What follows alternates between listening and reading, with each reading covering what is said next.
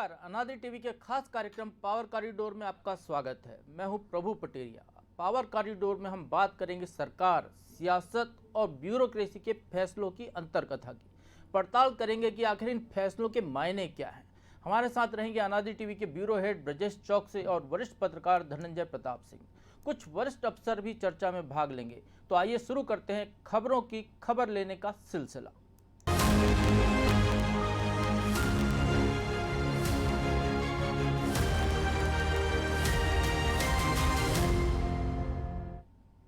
Power corridor की शुरुआत आज एक अच्छी खबर से करते हैं। सबसे पहले हम बात करते हैं विदिशा जिले की, जहां कलेक्टर डॉक्टर पंकज जैन की एक पहल ने नामांतरण और बंटवारे जैसे राजस्व प्रकरणों की पेंडेंसी खत्म करा दी। जैन जब विदिशा कलेक्टर बने तब यह जिला राजस्व मामलों के निराकरण के मामले में प्रदेश में 37वें नंबर पर था। महज 8 महीने में करीब 49,000 से ज़्यादा मामलों का निराकरण कर अब ये प्रदेश में अव्वल है। बदलाव ये कैसे हुआ, इसके पीछे एक बड़ी वजह है। इस बदलाव की कहानी रची है कलेक्टर ने अपने एडीएम वृंदावन सिंह के साथ मिलकर। उनने एक पाठशाला लगाई। इस पाठशाला के लिए वृंदावन सिंह को बाकायदा टास्क दिया गया। उनने एक सिलेबस तैयार किया। उस सिलेबस के आधार पर राजस्व के पूरे अमले को बाकायदा ट्रेनिंग दी गई कि भू अभिलेख के नियम क्या हैं, उन नियमों में क्या क्या बदलाव हो गया है, राजस्व रिकॉर्ड को कैसे अपडेट रखना है। 2 महीने के इस प्रशिक्षण के बाद विदिशा जिले की तस्वीर बदल गई और अब ये राजस्व निराकरण के मामले में प्रदेश में अव्वल नंबर पर आ गया है। तो आइए समझने की कोशिश करते हैं कि ये बदलाव आखिर हुआ कैसे। चर्चा में हमारे साथ जुड़ रहे हैं ब्रजेश चौकसे जी। ब्रजेश जी, ये जो फैसला हुआ है राजस्व निराकरण के मामले का, इस मामले को आप कैसे देखते हैं? निश्चित तौर पर प्रभु जी, इस मामले से जो 8 माह से लंबित थे और जो नया प्रयोग किया उन्होंने कलेक्टर साहब ने, तो उससे ये मामलों का निराकरण हुआ। हमने इसमें एक चीज़ देखने को मिली है कि क्यों ये मामले निराकरण नहीं हो पाया था, इनका क्या वजह थी इसकी। इसके अंदर हमने झांक के देखा तो ये पाया कि यही चीज़ कलेक्टर साहब ने पाई थी कि जो अधिकारी कर्मचारी हैं उनको जो कानूनों में बदलाव होता रहता है वो बदलाव की जानकारी नहीं रहती। इस कारण वो समय पर उनका निराकरण नहीं कर पाते। तो उन्होंने एक प्रोग्राम बनाया वृंदावन सिंह साहब के साथ मिलकर कि किस तरह से हम पहले अधिकारियों को प्रशिक्षण देंगे और इसके बाद कार्य उनका निराकरण कराएंगे। तो इसमें हमने देखा कुछ नक्शे या कुछ दस्तावेज जो रहते हैं वो भी उनमें भी सुधार नहीं हुआ था, वर्षों से पड़े हुए थे। तो उनको ठीक कराया, ऑफिस स्तर पर उसको ठीक कराया। फिर जो कर्मचारियों अधिकारियों को नए कानून की जानकारी नहीं थी उनको जानकारी दी। इस कारण ये मामले लंबित पड़े हुए थे जिनका तत्काल निराकरण हो गया। तो ये उदाहरण है कि अन्य कलेक्टरों के लिए करने के लिए मैं ये कलेक्टर साहब पहले कटनी में भी थे तो वहाँ भी उन्होंने इस तरह की एक पहल की थी। उन्होंने जो बच्चे आंगनवाड़ी में नहीं जाते हैं तो उन्होंने जब अपनी बेटिया को सबसे पहले आंगनवाड़ी में भेजा और फिर वहाँ पे आंगनवाड़ी में माहौल बदल गया। अन्य आंगनवाड़ियों के भी कलेक्टर साहब खुद जाते थे लेने देने के लिए, उनको लेने और लिवाने के लिए टाफियाँ बांटते थे। तो टाफी वाले अंकल के नाम से फेमस हो गए थे आंगनवाड़ी में। तब उनका ये कहना था कि इस तरह से व्यवस्थाएं सुधर जाती हैं, यदि कुछ खामियां दिखती हैं उनको तो वो ठीक करा देते हैं। और इस बात की राज्यपाल आनंदीबेन ने भी सराहना की थी, उनको पत्र लिखकर बाकायदा तारीफ की थी इनकी। अभी हमारे साथ धनंजय प्रताप सिंह जी हैं। तो धनंजय जी, ये एक जो विदिशा में हुआ है राजस्व की पेंडेंसी खत्म करने का जो मामला, आपको याद होगा कि जब शिवराज सिंह चौहान की पिछली सरकार थी तो इसको लेकर पूरे प्रदेश में एक ड्राइव चलाई गई थी। उस समय जो चीफ सेक्रेटरी थे बीपी सिंह, वो खुद जिलों में गए थे, कई तहसील ऑफिस तक वो पहुंचे थे और ये कहा गया था कि 0 पेंडेंसी हो गई राजस्व के मामलों की। फिर ये क्या स्थिति है कि प्रदेश में फिर लाखों की संख्या में राजस्व के मामले पेंडिंग चल रहे हैं, जबकि कमलनाथ सरकार भी इसको लेकर अभियान चला चुकी है। जी धनंजय जी, आपको आवाज मिल रही है हमारी? हाँ प्रभु जी। हाँ धनंजय जी, आवाज आ रही है ना आपको? जी धनंजय जी, मैं ये जानना चाह रहा हूँ कि राजस्व के मामलों की इतनी पेंडेंसी क्यों है, जबकि इसको लेकर शिवराज सरकार की जो पिछली सरकार थी उस दौरान एक बाकायदा मुहिम चलाई गई थी। आपको अच्छे से याद होगा, चीफ सेक्रेटरी उस समय जो थे बीपी सिंह, वो खुद जिलों तक गए थे। फिर कमलनाथ सरकार आई, उस दौरान भी पेंडेंसी को ख़त्म करने का काम किया गया। अब एक विदिशा उदाहरण बनकर सामने आया है जहाँ पर उनने एक अपने स्तर पर एक सिलेबस तैयार किया, एक पाठ्यक्रम बनाया, राजस्व विभाग के तमाम मामले को पटवारी से लेकर सबको प्रशिक्षण दिया गया। प्रभु जी, आपका कहना बिल्कुल सही है। दरअसल आप ये देख लीजिए कि जब भी प्रयास ऊपर से शुरू होते हैं तो उसके परिणाम बहुत अच्छे आते हैं।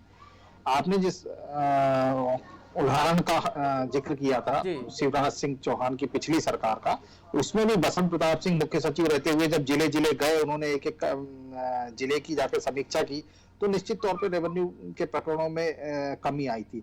लेकिन ये देखिए, जो रेवेन्यू के राजस्व के जो प्रकरण पेंडिंग आते हैं, ये बहुत छोटे छोटे से प्रकरण रहते हैं प्रभु जी। किसी किसान को अपनी जमीन नपवाना है तो बेचारा 6 महीने चक्कर काटते रहता है, उसकी जमीन नहीं नपती होती, सीमांकन नहीं होता, खसरे में जी, संशोधन नहीं होता, नामांतरण है, फौती नकल नामांतरण है, बंटवारा है। नामांतरण है क्या, तो कई महीनों तक के नायब तहसीलदार के दफ्तरों में जो है उसकी सुनवाई चलती रहती है, ऑर्डर पास नहीं होता।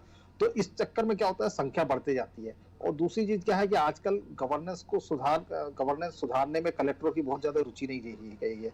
अगर देखिए, विदिशा कलेक्टर ने इतना इंटरेस्ट लेकर के प्रयास किया तो उसके परिणाम भी अच्छे आए। मामूली संख्या नहीं होती जिस संख्या में उन्होंने प्रकरणों का निराकरण किया। आम जनता को तो राहत मिली होगी ना, जो किसान लंबे समय तक के कोर्ट कचहरी के चक्कर काट रहा होगा, उसको तो राहत मिली होगी। लेकिन अगर यही प्रयास सभी जिलों में होने लगे प्रभु जी, तो गवर्नेंस में सुधार दिखने लगेगा, जमीन पर दिखने लगेगा, और बार बार इस तरह के अभियान चलाने की जरूरत नहीं पड़ेगी। देखिए, पटवारी को कोई फर्क नहीं पड़ता उसके पास में कितने केस पेंडिंग है, उसको कोई लेना देना नहीं रहता। लेकिन जिस दिन पटवारी के ऊपर का मामला, चाहे रेवेन्यू इंस्पेक्टर हो, नायब तहसीलदार हो, एसडीएम हो, एडीएम हो, डीएम हो, ये लोग जिस दिन मॉनिटरिंग डे टू डे करने लगते हैं, तब पटवारी जी जागते हैं, नहीं यार मामलों को निपटाना है। तो निश्चित तौर पे पंकज जैन जी का प्रयास अच्छा है, वो नवाचार के लिए वैसे भी जाने जाते हैं और उन्होंने अच्छा प्रयास किया है।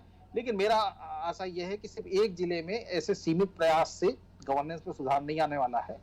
हर जिले के कलेक्टरों को इस तरह के प्रयास करना चाहिए कि उनके यहाँ राजस्व प्रकरण हो या बाकी शिकायतों के जन समस्याओं के मामले हो, उसका त्वरित निराकरण कैसे किया जा सकता है, इसका एक सिस्टम तैयार करना चाहिए। अब ब्रजेश जी, इस नवाचार को, ऐसा जो सीएम ने पिछले समय जब कलेक्टर कमिश्नर कॉन्फ्रेंस की थी, तब भी ये कहा था कि जो जिलों में नवाचार हो रहे हैं उसको दूसरों जिलों में अपनाया जाएगा।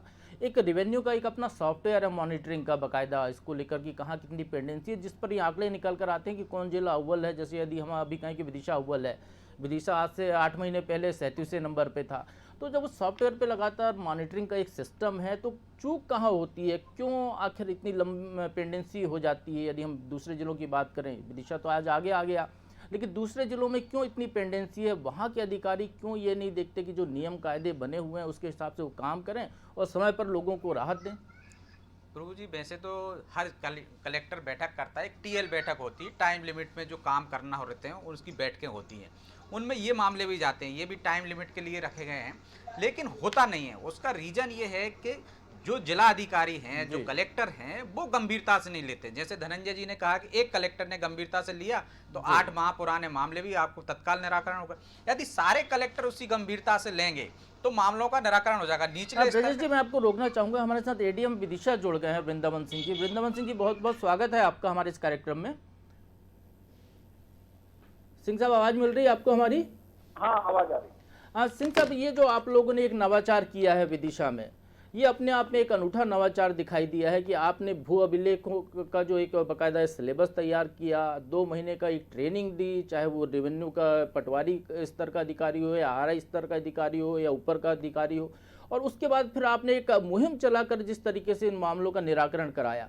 तो कुछ मामले तो ऐसे भी सुनाई दे रहे हैं जो 5-5 साल पुराने थे। तो ये क्या, एक कैसे सिलेबस आपने बनाया था? ये सिलेबस दरअसल ऐसा कोई सिलेबस जैसी चीज नहीं थी जी। मैटर ये था कि राज्य शासन ने भू राजस्व संहिता में व्यापक संशोधन किए थे जी, और वो संशोधनों का लाभ सबको मिले जी, उसको उसकी एक चिंता थी। प्रकरण राज्य शासन से भी बार बार कहा जा रहा था, कलेक्टर साहब भी बार बार कह रहे थे कि प्रकरणों में निराकरण में तेजी लाई जाए। और जब मैंने इस चीज को देखा समझा, तब 3-4 इशू सामने आ रहे थे कि भू राजस्व संहिता के जो प्रावधान थे, जो संशोधित हुए थे, वो स्पष्टता नहीं थी जी।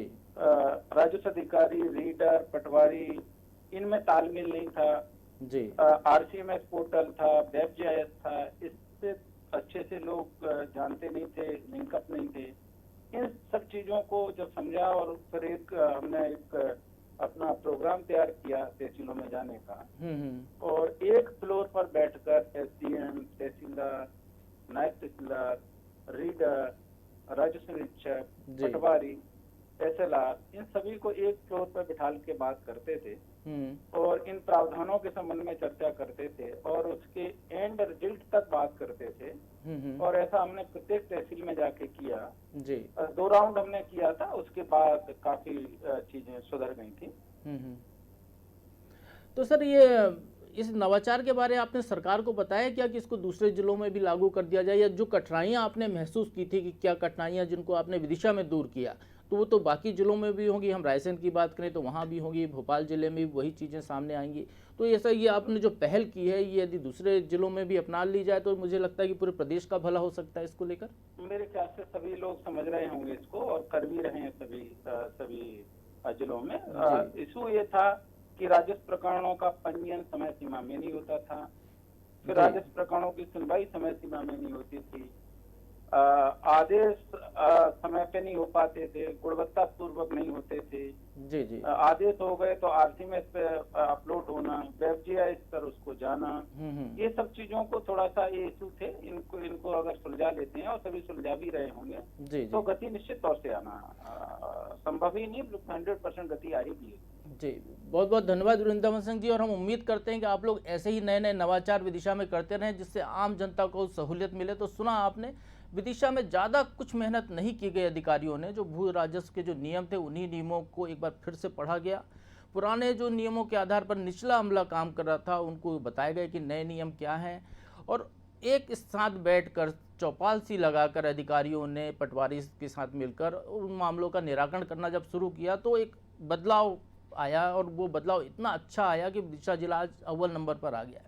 अब चलिए हम बात करते हैं मुख्यमंत्री शिवराज सिंह चौहान के 4 जनवरी को फिर एक बार वो कलेक्टर और कमिश्नरों की कॉन्फ्रेंस करने वाले हैं।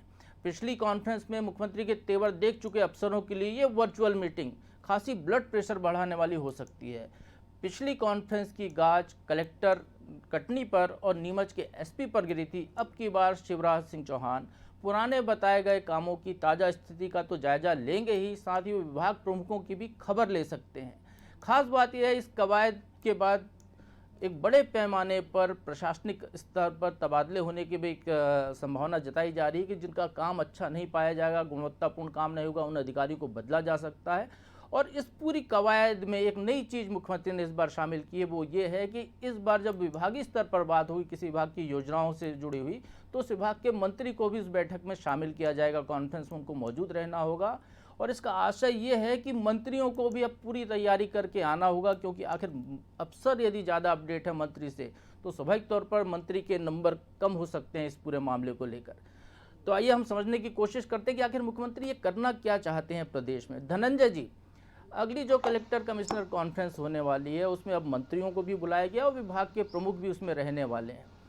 पिछली कॉन्फ्रेंस हमने देखी थी जो 9 दिसंबर को हुई थी, उसके बाद एक खासा प्रदेश में एक माहौल बना, पूरे दिन भर मुख्यमंत्री अधिकारियों के साथ बैठे रहे थे, कई उनने निर्देश जारी किए थे। उनने कहा था एक टास्क बेस काम होगा, हर महीने एजेंडा दिया जाएगा, उस एजेंडे पर उनको चलना होगा, और एक रिपोर्ट कार्ड बनना था जिलों का उनके विभाग के जो काम काज हो रहे हैं उसको लेकर। तो अब क्या ये माना जाए कि ये मुख्यमंत्री नए सिरे से जो प्रशासनिक जमावट करना चाहते हैं ये उसकी एक ड्रेस रिहर्सल वो कर रहे हैं? बिल्कुल सही कह रहे हैं प्रभु जी आप। मुख्यमंत्री का फोकस इस समय सिर्फ और सिर्फ गवर्नेंस सुधारने पर है। पिछली जो वीडियो कॉन्फ्रेंस हुई थी उसमें आपने देखा था कि मुख्यमंत्री ने किस बारीकी से एक एक चीज की समीक्षा की थी। जैसे उदाहरण के तौर पे मुख्यमंत्री स्वेच्छानुदान जिन बीमार मरीजों के लिए दिया जाता है उन मरीजों के खाते में पहुंचाने के लिए कई जिले ऐसे थे जिनमें 28 दिन लग गए। अब आप सोच लीजिए कि कोई अगर गंभीर रूप से बीमार होगा तो 28 दिन में तो उसका जनाजा निकल जाएगा। तो ये हमारे प्रशासनिक अफसरों की संवेदनशीलता का उदाहरण है। तो शिवराज सिंह ऐसी ही चीजों को, वो चावल में कहते हैं ना एक दाने को देखने की पका कि नहीं पका, तो उस तरह से वो एक एक गवर्नेंस को सुधारने के लिए एक एक चीज को देख रहे हैं कि लॉ एंड ऑर्डर में वो जिले में क्या स्थिति है, फरारी बदमाश से लेकर के एक एक चीज को तौल रहे हैं। और निश्चित तौर पे जो अगली कलेक्टर कमिश्नर कॉन्फ्रेंस होने वाली है प्रभु जी, उसमें इस कॉन्फ्रेंस और अगली कॉन्फ्रेंस के बीच में कलेक्टरों ने कितना सुधार किया इस पे उनका फोकस होगा। और निश्चित तौर पे जिनों से परिणाम सकारात्मक नहीं आएंगे या सुधार नहीं हुआ होगा उनको तो पनिश्ड होना ही पड़ेगा। एक सीएम ऑफिस में एक शायद इसको लेकर कवायद हो रही है कि जिलों का रिपोर्ट कार्ड वो बनाने के लिए उनने एक अपना पूरा सॉफ्टवेयर सा तैयार कर लिया है, उसके नॉर्म्स तय कर लिए हैं कि जिलों के कलेक्टरों का या बाकी जो नीचे तहसीलदार लेवल तक के अधिकारी हैं उन सबका एक रिपोर्ट कार्ड उसको लेकर तैयार होना। धनंजय जी, तो ये जो रिपोर्ट कार्ड की ज़रूरत क्यों पड़ रही है जब जिले का मुखिया कलेक्टर है, वो अपने ज़िले को संभालता है, कलेक्टर जो काम करते हैं उस पर निगरानी करने के लिए संभागायुक्त है और संभागायुक्त के ऊपर निगरानी करने के लिए चीफ सेक्रेटरी बैठा हुआ है, तो फिर मुख्यमंत्री को सीधे सीधे अपने ऑफिस से इन सारी चीज़ों को क्यों देखना पड़ रहा है?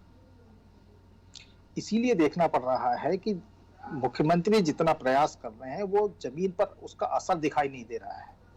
देखिए, मुख्यमंत्री ने एक नई परंपरा शुरू की, जो सॉफ्टवेयर तैयार किया वो तो किया ही, एक नई परंपरा शुरू की जो अखबारों में, मीडिया में जो जन समस्याओं की या दूसरी खबरें आ रही हैं उसको उस पर तत्काल कार्रवाई की जाए। अभी मैंने देखा एक श्योपुर से खबर आई थी कि वहां के राशन दुकान के विक्रेता ने, सेल्समैन ने वृद्धाश्रम को राशन नहीं दिया और वृद्धाश्रम का राशन जो है उसके रिकॉर्ड में डिलीवर बता दिया गया जी। खबर छपी, मुख्यमंत्री ने वहां से रिपोर्ट बुलाई, एक एसडीएम लेवल का अफसर उस राशन दुकान में उसने स्टॉक का परीक्षण किया और पूरी जांच रिपोर्ट बना करके देखा कि वहां उस जितना स्टॉक था उससे ज्यादा पाया गया। वृद्धाश्रम को राशन दिया नहीं गया, उसमें फर्जी अंगूठा लगवा लिया गया, तो उसके बाद उसको सेल्समैन को सस्पेंड कर दिया गया। तो देखिए, ये एक भले छोटी सी कार्रवाई है, लेकिन उस जिले के लिए और एक राशन दुकान के जो सेल्समैन चलाने वाले हैं उन लोगों के लिए बड़ा मैसेज है कि गड़बड़ी करोगे तो पकड़े जाओगे। तो यही इसी तरह से छोटी छोटी कार्रवाई से सुधार आएगा। जी। ब्रजेश जी, मंत्रियों को शामिल कर रहे हैं, मंत्री विभाग का अपने प्रमुख होता है, वो नीतियां बनाता है, उस विभाग के अफसरों की जिम्मेदारी कि उन सारे कामों को पूरा करें। तो मंत्रियों को बैठाकर मुख्यमंत्री यहाँ क्या दिखाना चाहते हैं, जबकि एक कैबिनेट विस्तार की चर्चा लंबे समय से लंबित चल रही है कि जल्दी मुख्यमंत्री कैबिनेट विस्तार करने वाले हैं, मंत्रियों के विभागों में भी वो बदलाव कर सकते, उसके पहले ये कवायद क्यों? जैसे कि आपने बताया कि एक व्यवस्था बनाई है मुख्यमंत्री ने कि जिलों की, कलेक्टरों की रेटिंग कर रहे हैं कि कौन कितना बेहतर काम कर रहा है, उससे एक होड़ लगती है कि भाई काम में क्या सुधार होता है। और बेहतर प्रशासन देने के लिए, बेहतर सेवाएं देने के लिए अधिकारियों से तो मुख्यमंत्री सीधे मिल रहे हैं, लेकिन मंत्रियों की भी जिम्मेदारी है। यदि सीएम ने एक बार बैठक ली है, यदि वो हर माह कह रहे हैं कि हम टारगेट देंगे, उसकी समीक्षा करेंगे, तो हर माह तो मुख्यमंत्री समीक्षा करने ही वाले हैं, लेकिन उसके बीच में मंत्रियों का भी तो काम होता है कि वो भी अपने विभागों की समीक्षा करेंगे। हर 7 दिन में, 15 दिन में यदि समीक्षा करेंगे तो उस काम में तेजी आएगी।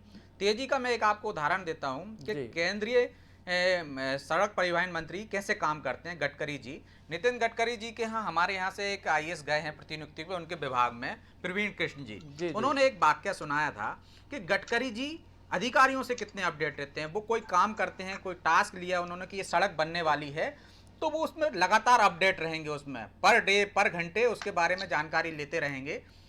यही कारण है कि गडकरी जी के विभाग में समय सीमा से पहले काम हो जाते हैं। तो उन्होंने कहा कि एक बार, कई बार ऐसा भी होता है कि गडकरी जी हमसे ज़्यादा अपडेट हो जाते थे, तो हमें और अपडेट रहना पड़ता था। उन्होंने एक वाक्य सुनाया कि एक सड़क का मामला था, गडकरी जी ने रात को 2 बजे उनको फ़ोन लगाया कि इसमें क्या हुआ, तो उन्होंने कहा साहब ये यहाँ पे, बोले नहीं, इससे तो आगे 1 किलोमीटर निकल गए, इससे आगे की बताओ।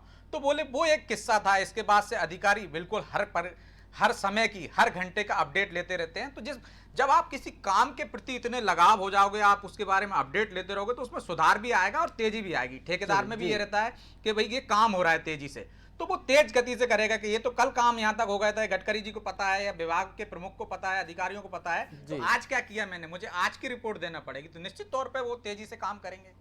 और यही कारण है कि यदि ऐसा मंत्री मध्य प्रदेश के करने लगेंगे तो काम में तेजी आएगी। और यही शिवराज जी की मंशा होगी कि किस तरह से समय सीमा में काम कराया जाए, तो उस मंत्री भी सतर्क रहें और उनको समय पे अपडेट लेते रहें और समीक्षा वो अपने स्तर पर करते रहेंगे। तो जो 1 महीने में जो उनके पास आएगा, जो समीक्षा का समय आएगा, तो उसमें पेंडेंसी कम रहेगी। चलिए, शिवराज सिंह चौहान की बात चल रही है, तो इन्होंने एक नया टास्क दिया है अपनी सरकार को 2020 खेलने का। जैसे क्रिकेट में 2020 होता है, उसी तरीके से वो एक मुकाबला सरकार के भीतर करना चाहते हैं।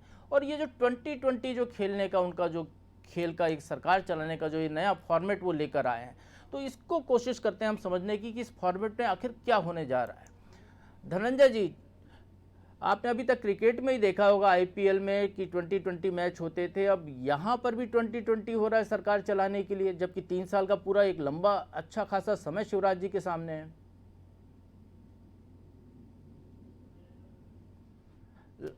चलिए ब्रजेश जी, हम आपसे जानने की कोशिश करते हैं कि जब सरकार के पास पूरे के पूरे 3 साल अभी पड़े हुए हैं, तो फिर ये 2020 मैच का मुकाबला शिवराज सिंह चौहान क्यों खेलना चाहते हैं? देखिए प्रभु जी, हम इसको क्रिकेट की भाषा में मैं समझने आऊंगा की धनंजय कोशिश जी आपके पास जी। क्रिकेट की भाषा में ही समझने की कोशिश करते हैं। तो क्रिकेट में वो एक होता है टेस्ट मैच। यदि सरकार 5 साल के लिए आती तो हो सकता है शिवराज जी 5 साल के हिसाब से काम करते, उस तेजी से काम करते, उस हिसाब से काम करते कि हमें 5 साल में हमारी घोषणाओं का पालन करना है। तो वो टेस्ट मैच का टाइम बचा नहीं है। वनडे होता है जो 1 दिन में हो जाता है, तो वनडे भी नहीं हो बचा है उनके पास, क्योंकि आपके 1.5 साल तो कांग्रेस में चले गए हैं। बाकी ये पंचायत और नगरीय निकाय के चुनाव आएंगे, उसमें कुछ समय चला जाएगा। तो आप जो 3 साल हम देख रहे हैं ना प्रभु जी आज की तारीख में, वो 3 साल पूरे सरकार को काम करने के लिए नहीं मिलने वाले, क्योंकि जब वो चुनावी मूड में आ जाएगी, जब विधानसभा के चुनाव आएंगे तो 6 महीने पहले से वो नहीं, उसमें अंकुश लग जाएगा कि चुनाव के हिसाब से करना है। तो अब उनके पास 2020 के हिसाब से समय बचा है, तो वो ये समय घटाकर कि जो अभी नगरीय निकाय चुनाव में आचार संहिता लग जाएगी, कुछ बंदिशें हो जाएंगी और बाद में चुनावी मूड में आ जाएंगे, तो जो बीच का समय बचा है, हम 3 साल गिन रहे हैं। हो सकता है शिवराज जी की मंशा 2020 खेलने के लिए इसलिए हो कि उनके पास 1.5 साल 2 साल का समय लेके चल रहा होगा, इस समय सीमा में हमें काम करना है, 1 साल आप चुनावों में उपचुनावों में इसके लिए छोड़ दीजिए। तो ये उनकी मंशा होगी कि वो 5 साल में जो काम करना था उनको, वो इन समय में करना है, उनको 2 साल में करना है, इसलिए वो 2020 के हिसाब से चल रहे हैं। हेलो, 2020 फॉर्मेट क्या होने वाला है? हाँ प्रभु जी, मैं वही बता रहा था कि 2020 सिर्फ इसीलिए है कि 2018 में जब विधानसभा चुनाव में भाजपा मैदान में गई थी, तब वो 15 साल बाद चुनाव मैदान में थी। लगातार 15 साल की सरकार के बाद चुनाव में आई थी। एंटी इनकम्बेंसी थी, भाजपा चुनाव हारी थी, कांग्रेस ने निश्चित तौर पर ज्यादा सीटें पाई थी। 15 महीने के ब्रेक के बाद भाजपा ने भले सरकार बना ली हो, लेकिन 2023 में जो चुनाव होने वाले हैं प्रभु जी, वो इससे 2018 से ज्यादा चुनौतीपूर्ण रहेंगे। एक तो एंटी इनकम्बेंसी रहेगी, दूसरा कांग्रेस का जो तगड़ा विपक्ष है आज 96 विधायकों का, ये भी 3 साल में कुछ ना कुछ तैयारियां करेगा।